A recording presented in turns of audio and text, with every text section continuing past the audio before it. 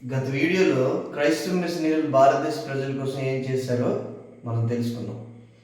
గత వీడియోలో మనం రైట్ టు ప్రాపర్టీ 1795 యాక్ట్ కోసం తెలుసుకున్నాం. ఈ యాక్ట్ యొక్క ముఖ్య ఉద్దేశం ఏంటంటే, నువ్వు ఏదైతే ప్రాపర్టీలో పనిచేస్తున్నావో, ఏ ప్రాపర్టీలో నువ్వు ఉన్నావో ఆ ప్రాపర్టీ నీకు రిజిస్ట్రేషన్ చేసుకునే హక్కు ఈ రైట్ టు ప్రాపర్టీ యాక్ట్ కల్పించింది.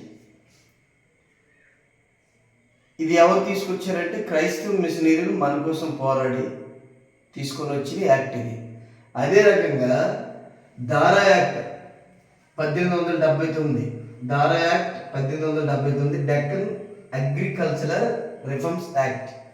ఈ యాక్ట్ సారాంశం ఏంటంటే, ఇప్పుడు నీ పేరున రిజిస్ట్రేషన్ అయింది, నీ పేరున సొంత స్థలం ఉంది, కానీ నీ దగ్గర డబ్బులు లేవు. ఈ డబ్బులు కావాలనుకుంటే నువ్వు పంట పండించాలన్నా, లేదా దుక్కు దున్నించాలన్నా, లేదంటే నువ్వు ఇంకొక వ్యవసాయం చేయాలనుకున్నా కూడా నీ దగ్గర డబ్బులు లేవు. నువ్వు ఎవరైతే పరిపాలన చేస్తున్నారో లేదా ఎవరైతే సంపన్నులు ఉన్నారో వాళ్ళ దగ్గరికి వెళ్ళి అప్పు తీసుకోవడానికి వెళ్ళావు. నువ్వు పేదలు దున్నుకుంటాం, పంట పండించుకుంటాం అంటే పిలిచి అధిక వడ్డీలకు అప్పిచ్చి వాళ్ళ ఆస్తులను లాక్కున్నారనమాట. ఎలాగా? నువ్వు పంట పండించి తిరిగి అప్పు చెల్లిస్తానంటే వాళ్ళు అధిక వడ్డీకి ఇచ్చి ఎలాగో నువ్వు తీర్చలేవు కాబట్టి ఆ ప్రాపర్టీని మళ్ళీ నువ్వు రిజిస్ట్రేషన్ చేసుకునే వాళ్ళకి చేసే హక్కు వాళ్ళు తీసుకున్నారనమాట.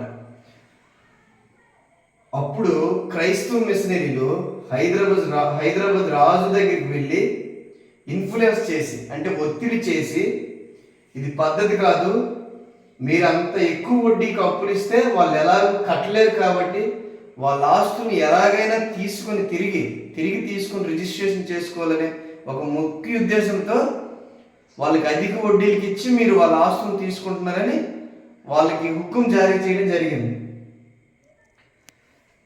ఈ యాక్ట్ ముఖ్య ఉద్దేశం ఏంటంటే, దారా act 1875, Deccan agriculture reforms act ఒక ముఖ్య ఉద్దేశం ఏంటంటే 25 పైసల కంటే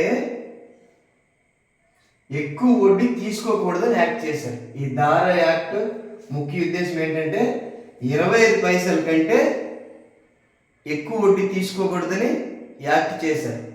ఈ యాక్ట్ చేసింది ఎవరు? క్రైస్తవ మిషనరీలే. మనం ఎవరినైతే ద్వేషిస్తామో, ఈరోజు మనం ఎవరినైతే కించపరిచి మాట్లాడుతున్నామో అదే క్రైస్తవ మిషనరీలు ఆ రోజు 1879 సంవత్సరంలోనే మన కోసం పోరాడి ఈ 25 పైసలు వడ్డీ తీసుకొచ్చి యాక్ట్ చేసింది వాళ్ళే. అది ఈ రోజు కూడా ఆ యాక్ట్ అలాగే ఉంది.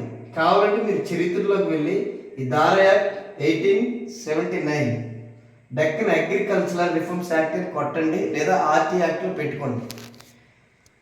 దీనివల్ల ఎంత ఉపయోగం అంటే, మనం తీసుకునే అప్పుకి చాలా తక్కువ వడ్డీతో తిరిగి చెల్లించే సౌకర్యాన్ని కల్పించి పోరాడింది క్రైస్తవ మిషనరీలే.